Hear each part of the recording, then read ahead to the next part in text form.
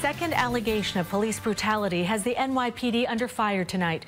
Today, a Brooklyn man spoke publicly about video that he says shows an officer stomping on his head. The controversial arrest has a community united in pain a week after a deadly confrontation that also involved police.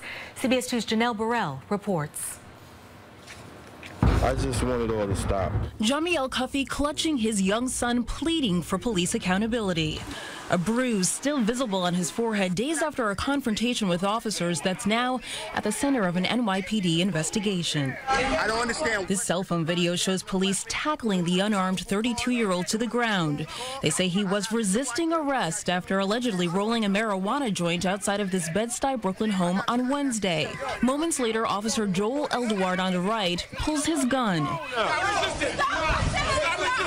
As additional officers arrive, Officer Eldouard walks away but then returns to the scuffle and then appears to force his foot on Cuffee's head while he's down. What is wrong? Look at your officer. Officer Eldouard has been stripped of his gun and badge. Cuffee was treated for head and neck injuries. All over, scrapes and bumps. Saturday, the father of three and his relatives joined leaders of the National Action Network demanding what they consider excessive force by officers to stop. Why are they so angry in the community where they're supposed to protect? The mother and widow of Eric Garner were also in attendance. Garner died in police custody last week after an officer on Staten Island placed his arm around the asthmatic's neck in an apparent chokehold. We don't want this to happen. I wouldn't wish this on my worst enemy. The president of the police union says a full review of the facts is necessary before making conclusions about the most recent cell phone footage, saying videotapes never present all of the facts in a situation.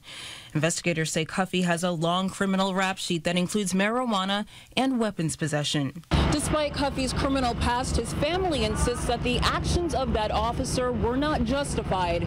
They're now calling for criminal charges to be filed against the officer and for him to be fired.